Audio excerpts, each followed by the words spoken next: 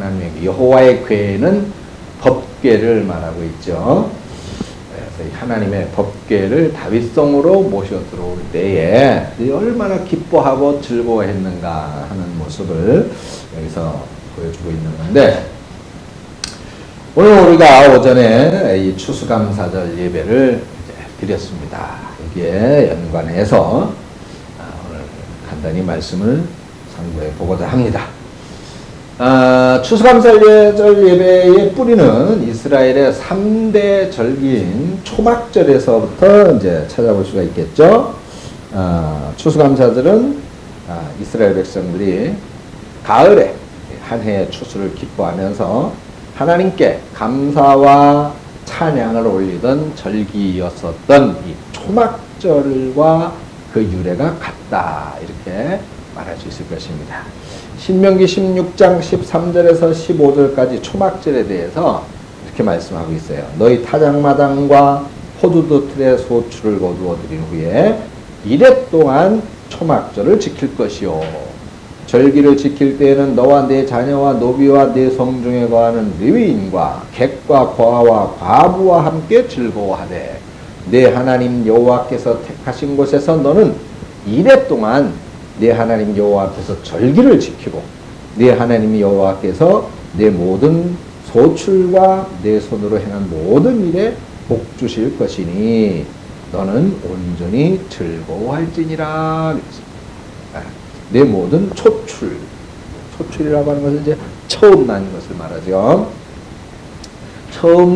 첫 수확 또는 처음 난 것, 첫 태생, 초출이라고 하는데, 자, 이런 것들과 행하는 모든 것들에 하나님께서 복을 주실 것이다. 그러니까 이 초막절은 일주일 동안을 지킨 거예요. 그러니까 일주일 동안 매일 노래하며 춤추며 하나님께 예배하고 즐거워하는 그런 기간으로 일주일을 보냈던 것이죠. 그래서 이 초막절을 정리를 해보면, 시기는 추수를 한 다음에 이제 되었다라고 하는 것을 알 수가 있고, 기간은 7일 동안이었다라고 하는 것을 알 수가 있었고, 그리고 이 절기에 참여하는 사람은 모든 사람, 노비들 포함해서 그 예루살렘 성 안에 거하는 모든 사람들이다. 그 모든 사람들이 어떻게 했느냐? 함께 즐거워하며 춤추며 예배하는 것이다, 이렇게 말하고 있습니다. 여기 함께 즐거워했다. 모든 성중에 있는 사람들이 다 함께 즐거워했다. 그러니까 이것은 모든 사람들이 소외되는 사람 없이 다 함께 이 초막절을 즐겨야 되고, 또 함께 기뻐해야 되고, 함께 나누어야 된다라고 하는 것을 내게 알려주고 있는 것이죠. 이 제사를, 초막절 절기를 드릴 때 이 제사를 드리는 장소는 태가신고, 그러니까 어느 곳에, 예루살렘 성 안에서만 드리는 게 아니라 어느 곳이든 그것을 정해서 드려야 되는 것을 알려주고 있습니다. 자, 이렇게 초막절기, 즉 추수감사 예배를 드릴 때는 각 사람이 하나님께서 주신 복을 따라서 그 힘대로 드려야 돼요. 그래서 오늘 우리가 그런 의미를 담아서 우리가 가장 소출 중에서 뭐 좋은 것, 가장 훌륭한 것, 그것을 이렇게 가지고 와서 마치 번제단에 드리듯이, 제물을 드리듯이 그렇게 과일과 채소를 하나님 앞에 드리고 예배를 드린 것입니다. 그리고 또 이렇게 드리되 우리는 감사한 마음을 가지고 힘껏 드려야 된다라고 하는 것을 말씀하고 있어요. 감사한 마음을 가지고 힘껏 드려야 된다. 힘껏 드리는 것은 뭐예요? 최선을 다하는 것을 말하는 것이죠. 그러니까 의식, 형식 이런 것에 따라서 그렇게 드려서는 안 된다라고 하는 거예요. 추수감사절에 임하는 우리의 자세를 말하고 있다라고 볼 수가 있을 것입니다. 자, 우리가 알고 있듯이 이스라엘에는 이제 3대 절기가 있어요. 3대 절기. 첫째로는 6월절, 그리고 두 번째로는 77절, 그리고 세 번째가 초막절이라고 하는 절기인데, 근데 하나님께서는 왜 이스라엘 백성들에게 이 3대 절기를 주셔가지고 세 번은 꼭 하나님 앞에서 예배를 드리도록 그렇게 명령을 했을까? 그 이유는 바로 하나님이 영광을 받으시기 위해서다라고 하는 것입니다. 다시 말하면 하나님께서 이스라엘의 주권자가 되신다고 말이에요. 그러니까 하나님이 우리들의 주권자가 되신다라는 거예요. 지난번에도 말씀을 드렸죠. 우리들의 주인은 누구야? 하나님이시다고 말이에요. 내 남편이 아니다 말이야. 내 아내가 아니다. 우리 주인은 하나님이시다. 믿으십니까? 이 절기를 주신 핵심적인 이유가 바로 그것을 우리에게 알게 하시는 것입니다. 그러면서 자, 신명기 16장에 이 3대 절기에 대해서 자세히 언급을 하고 있는데 여기에서 중요한 포인트가 있어요. 반복해서 강조하는 단어가 있는데 그것이 뭐냐면 기억하라라고 하는 것입니다. 기억하라. 그러니까 우리가 이 말씀을 우리가 적용해 보면은 내가 이 땅과 너 자신을 창조하고 그리고 지금도 섭리하고 계시는 하나님이신 것을 기억해라. 그리고 너희가 죄인 되었을 때 내가 독생자 예수를 보내서 생명의 길, 영생의 길을 열어 구원하셨다라고 하는 것을 기억하라. 기억하라. 그리고 우리들의 남은 삶, 우리들의 남은 인생도 인도하실 참 목자가 되신다는 사실을 기억해라는 것이죠. 기억하라. 우리가 신앙생활을 하는 가장 중요한 이유일 것입니다. 그렇죠. 하나님이 대상이 아니면 우리는 신앙생활을 할 이유가 없는 것이고 필요가 없죠. 하나님이 계시기 때문에 하나님이 계신 것을 우리는 부인할 수 없기 때문에 신앙생활을 하는 것이고 그 신앙생활이라고 하는 것은 무엇이냐? 기억하는 것이다. 하나님이 나에게 어떤 일을 하셨는지를 기억하는 것이다. 라고 하는 것입니다. 그러니까 감사의 절기는 이렇게 우리들의 인생, 우리들의 삶을 책임져 주시고 그리고 앞으로를 또 이끌어 주실 하나님을 기억하라 라고 하는 것을 우리에게 강조하시기 위해서 이 절기를 주셨다. 이렇게 말할 수 있을 것입니다.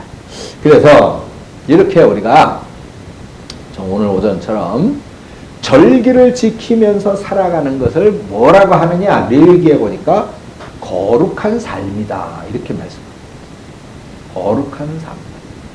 그러니까 우리는 거룩한 삶이 나 자신을 구별하고 세상과 격리시키고 그래서 날마다 성전에 와서만 엎드려 사는 그런 삶이 거룩한 삶이 아니라 바로 하나님을 기억하고 그리고 하나님의 말씀을 우리가 묵상하면서 그 말씀 안에서 사는 삶, 그 약속 안에, 말씀 안에서 믿고 사는 그런 삶이다.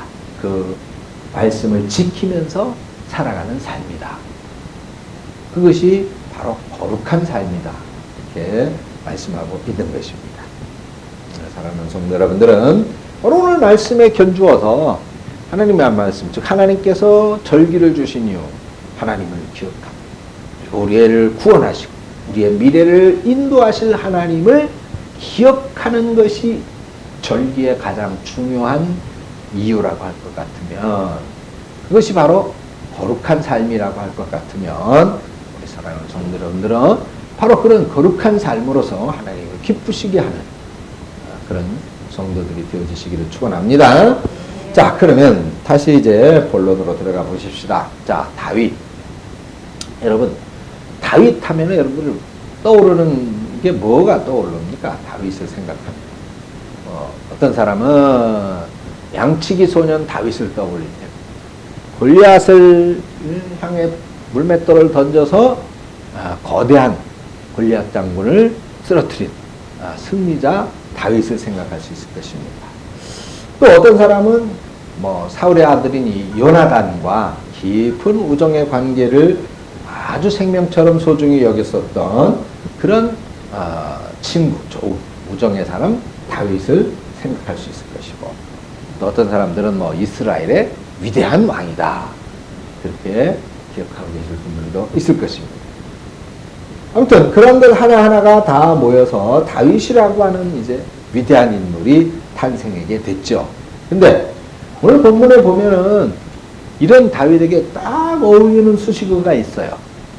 오늘 본문은 아까 말씀을 드렸죠. 법궤, 한동안 방치되어져 있던 하나님의 임재의 상징, 약속의 상징인 이 법궤를 이제 다윗이 살고 있는 그 성 안으로 모셔드리는 그 과정에서 다윗이 그 하나님의 법궤를 자신의 집안으로, 자신의 성 안으로 모셔 들어올 때 그 감격과 기쁨을 주체할 수 없어서 춤을 추며 노래하면서 반겼던 그런 모습을 말해주고 있는데, 자, 여기서 우리는 다윗이 정말로 하나님을 경외하는 최고의 예배자였었다라고 하는 것을 분명히 알 수가 있습니다. 다윗이 여러 다윗을 정의하는 수식어가 있는데 그 중에 가장 중요한 것, 그것이 바로 최고의 예배자다. 있습니까? 최고의, 여러분들도 하나님 앞에 이런 최고의 예배자들이 되어주시기를 축원합니다. 우리가 하나님만 생각하면, 하나님만 떠올리면 기분이 좋아져야 되고 즐거워져야 되고 기뻐야 되고 정말 춤추는 삶이 되어야 된다고. 춤추는. 자, 오늘 그 본문 6장 13절입니다. 6장 13절에 보니까 여호와의 궤를 맨 사람들이 6걸음을 가매 다윗이 소와 살찐 송아지로 제사를 드리고. 할렐루야. 네. 자, 언제 예배를 드렸다 그랬어요? 법궤를 맨 사람, 제사장들이죠. 제사장들이 법궤를 메고 몇 걸음? 6걸음을 갈 때마다 하나님 앞에 제사, 예배를 드렸다고 말이에요. 이 사무엘하 6장 전체를 우리가 간략하게 살펴본다면 이 다윗이라고 하는 사람이 얼마나 하나님을 사랑하는 사람이었는지 그 모습이 아주 잘 나타나 있는 걸 볼 수가 있습니다. 우선 다윗성으로 법궤를 가져오기 위해서 6장 1절에 보니까 그 법궤를 모셔오는 수행원을 몇 명이나 보냅니까? 3만 명이에요. 3만 명.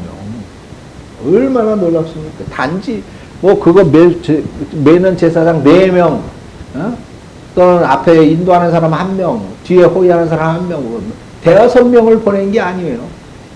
그렇죠? 무려 3만 명을 보냈어요. 3만 명. 그리고 자기와 함께 있는 모든 사람들과 더불어서 만군의 여호와의 이름으로 불리는 법궤를 옮기는 일을 지금 이 다윗이 행하고 있는 것입니다. 그런데 그 과정에서 또 전혀 예상치 못했던 불미스러운 일이 발생을 했죠. 나곤이라고 하는 사람이 타작마당에 이르렀을 때 소들이 뛰어요. 그 법궤가 흔들려서 마차에서 떨어질 뻔하니까 웃사라고 하는 사람이 손을 들어서 하나님의 궤를 붙잡았단 말이죠. 그렇게 돼서 웃사라고 하는 사람이 그 곁에서 그만 바로 죽어버린, 즉사하는 불미스러운 사건도 일어나게 됩니다. 이 부분도 우리가 한번은 제가 기한을 내서 준비를 해서 설교를 해야 될 필요가 있을 것 같아요. 하나님의 법궤를 모셔오는 일, 거룩하고 정말 중요하고 하나님을 극진히 모시는 이 일에 어떻게 사람이 죽을 수 있느냐. 하나님의 일이잖아요. 그런데 사람이 죽는 그런 불미스러운 사건이 발생했다고. 이게 도대체 어떻게 되지? 그런데 하나님이 이러실 수가 있느냐. 거기에는 다 이유가 있고 의미가 있고 그것이 있습니다. 그렇게 하면 안 되는데 했기 때문에 죽고, 결과는 하나님의 일이지만은 어? 하나님의 일이에요. 근데 그렇게 여러분 우리가 이 하나님의 일을 소홀히 생각하면 안 돼요. 우리 뭐 교회 뭐 이런 강대 화분을 헌물하는 것도 청소하는 것도 교회 차를 운행하는 것도 이게 다 하나님의 일인데 여기에 우리가 어떤 의미를 담느냐 이게 굉장히 중요합니다. 하나님의 일이 분명한데 그런 하나님의 일을 하면서도 왜 복을 받지 못하느냐 잘못 되어졌기 때문이에요. 해서는 안 되는 방법으로 했기 때문에 해서는 안 되는 마음을 가졌기 때문에 그리고 웃사라고 하는 사람 죽은 거예요. 나중에 제가 자세히 준비해서 설교를 한번 할 수 있도록 하겠습니다. 자, 우리는 이 오늘의 본문 사건 속에서 이 뭐 대단히 정성스러운 3만 명이나 보내서 법궤를 옮겨오면서 극진히 정성을 다하고 있잖아요. 6걸음을 갈 때마다 제사를 드리면서 하나님 앞에 제물을 올리면서 예배하면서 그렇게 정성껏 정말 하나님을 사랑하는 모습으로 이렇게 법궤를 모셔오고 있는 그런 모습을 볼 수가 있는데 이건 정말 우리가 본받아야 할 위대한 신앙인의 모습입니다. 자, 그리고 다윗은 법궤가 들어올 때 다윗의 신분이 뭐예요? 왕이잖아요. 왕. 근데 왕의 신분으로 이 법궤, 하나님의 법궤를 받아들이는 것이 아니라 하나님 앞에서 정말 어린아이처럼 내가 지금 왕인데 이 하나님 앞에서 그 법궤가 들어오는 걸 보고 기쁨을 감추지 못해 쫓아나가 가지고 춤을 추면서 같이 백성들하고 같이 춤을 추면서 법궤를 맞이한다고. 다윗이 얼마나 이 하나님을 진심으로 사랑하고 사모하고 있었는지를 우리가 알 수가 있습니다. 자, 그 과정에서 우리가 알고 있는 에피소드가 발생하죠. 너무 기뻐가지고 너무 감격스러워서 그냥 막 춤을 추면서 하나님 법궤가 들어오니까 드디어 춤을 추다가 그만 옷이 벗겨지고만 옷이 바지가 자 한번 이걸 한번 상상을 해보세요. 왕이 백성들과 섞여서 춤을 추고 있다. 근데 그 과정에서 또 바지가 벗겨지는 그 왕의 모습을 한번 상상을 해보세요. 지금 다윗은 정말 더할 나위 없이 감격스러운 장면으로 감격스러운 모습으로 자기가 그렇게 사모하던 하나님을 지금 법궤를 모셔옴으로써 그런 하나님을 사랑하는 모습을 표현하고 있는 거예요. 자신이 할 수 있는 최상의 모습으로 지금 하나님을 맞이하고 있고 그 하나님을 지금 모시고 있습니다. 이게 우리가 말로는 그렇지만 이게 쉬운 일은 아니잖아요. 일국의 왕인데 말이죠. 왕, 그 나라를 대표하는 사람이고 어마어마한 권세와 권력과 명예를 가진 사람입니다. 그런데 일반 백성들이 보는 앞에서 바지가 벗겨주는 줄도 모르고 춤을 췄다. 너는 그 권위에 어마어마한 손상을 입는 그런 행동이었죠. 정말 한마디로 얘기하면 채통을 잃은 행동인 것입니다. 그럼에도 불구하고 다윗은 하나님 앞에서 내가 그 하나님이 어떤 하나님인지 알잖아요. 다윗이. 나는 그 하나님이 어떤 하나님이신지를 다윗이 알기 때문에 자기가 경험한 그 하나님을 정말 순수한 한 인간으로서 그렇게 경외와 기쁨의 표현으로 춤을 추면서 하나님을 맞이하고 있는 것입니다. 이런 행동에 미갈은 방탕한 자가 염치 없이 자기 몸을 드러내는 것처럼 오늘 신복의 계집종의 눈앞에서 왕이 몸을 드러내셨도다 라면서 다윗을 책망하는 모습을 볼 수 있습니다. 21절에 보니까 그 순간에 다윗이 이렇게 말을 합니다. 이는 여호와 앞에서 한 것이니라. 그가 내 아버지와 그의 온 집을 버리시고 나를 택하사 나를 여호와의 백성 이스라엘의 주권자로 삼았으니 내가 여호와 앞에서 뛰놀리라. 이렇게 대답을 하고 있습니다.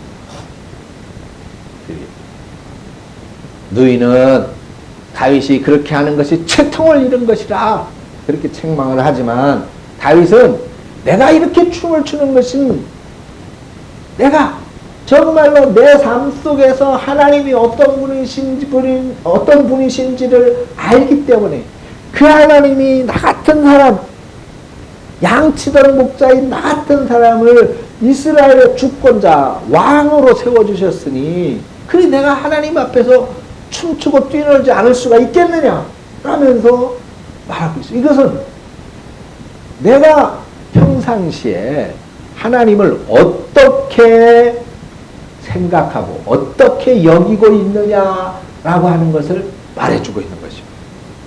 그러니까 다윗은 평상시에도 하나님을 그렇게 기뻐하고 하나님을 그렇게 즐거워했던 거예요. 아까 말씀을 드렸죠. 우리 하나님만 생각하면 기분이 좋아야 돼요. 하나님만 생각하면 기뻐야 돼요. 하나님만 생각하면 가슴이 두근거리고 춤추고 싶어야 되고 행복해야 된단 말이죠. 왜요? 하나님은 우리를 구원하시는 구원자시고 내 삶을 책임져 주신다고 그랬잖아요. 책임져 주신다고. 전에 제가 말했죠. 힘들어 죽을 것 같아도 여러분들은 지금 그러한 삶의 과정을 다 겪고 왔어요. 그러면 그런 사람들한테 뭐라고 말할 수 있다고요? 아니야, 지금 죽을 것 같지. 근데 죽지 않았지 않느냐. 안 죽는다는 것이죠. 죽을 것 같은데 죽지 않는다. 왜? 하나님은 미래의 계획을 갖고 계시기 때문에. 내일의 계획을.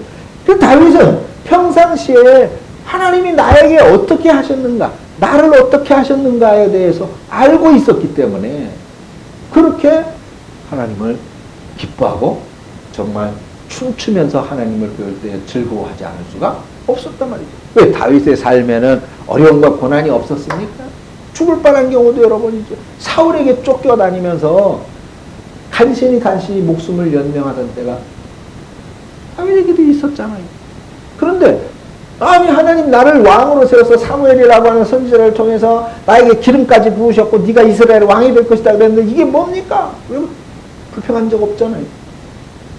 사울에게 그렇게 쫓겨다니면서도. 그러니 다윗은 그러한 과정 속에서 하나님이 어떤 분이신가를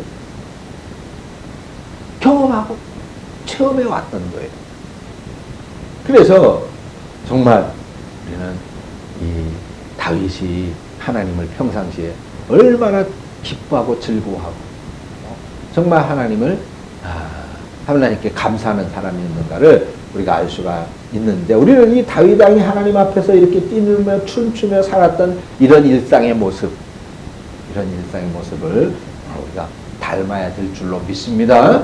그래야 다윗처럼 되는 거예요. 하나님 우리도 다윗 왕 같은 그런 복을 주옵소서가 아니라 우리도 다윗처럼 하나님을 사랑하고 다윗처럼 하나님을 섬기게 주옵소서. 그렇게 돼야 다윗 같은 승리자가 되는 것이죠.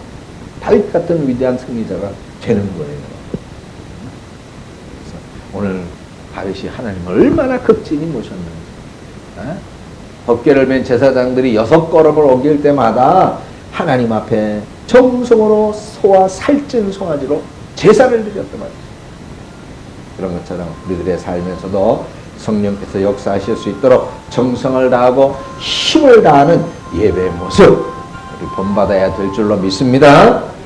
다윗의 삶을 한마디로 말하면 하나님을 정말 사랑하는 사람이었고 그리고 정말 하나님을 온 마음으로 경외하는 사람이었고 정말 한순간도 하나님 없이 하나님을 생각하고 하지 않고 하나님 없이는 살 수가 없는 그러니까 늘 하나님과 함께 있고 싶어하는 사람이었다라고 말할 수 있는 것입니다.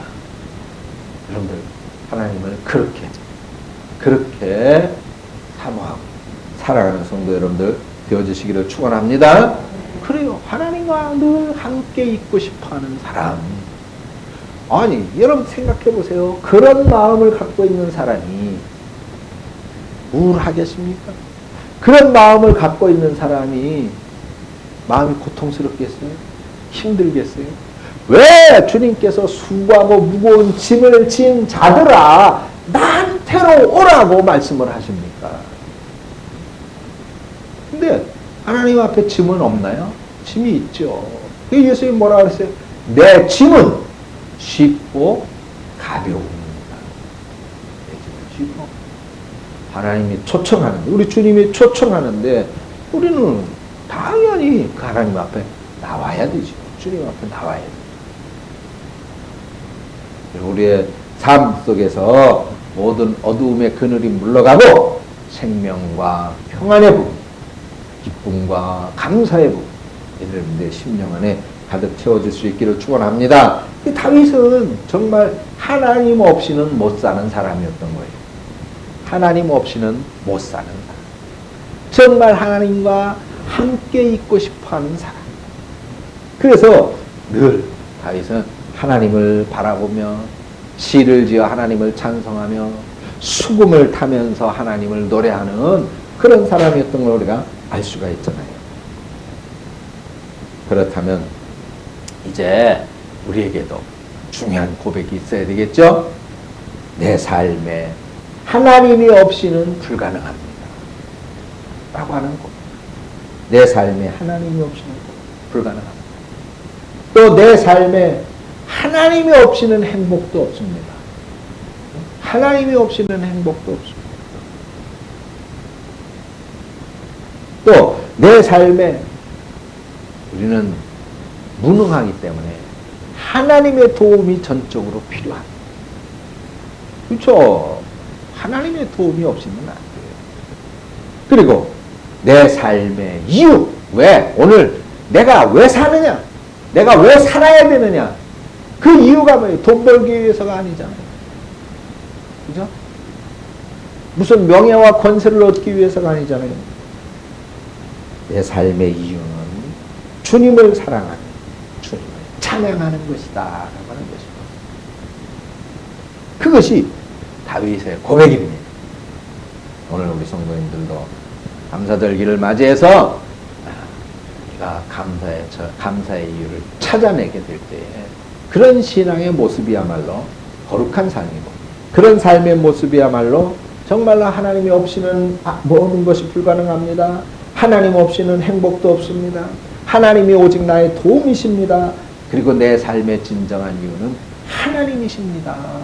그러기 하나님을 사랑하며 찬양합니다라며 고백할 수 있는 그러한 삶이 되어져서 여러분들의 삶에 더 풍성한 은혜가 넘쳐나 또 정말 여러분들이 기대하는 바에 대한 기적의 주인공들이 다 되어지시기를 주님의 이름으로 간절히 소망합니다.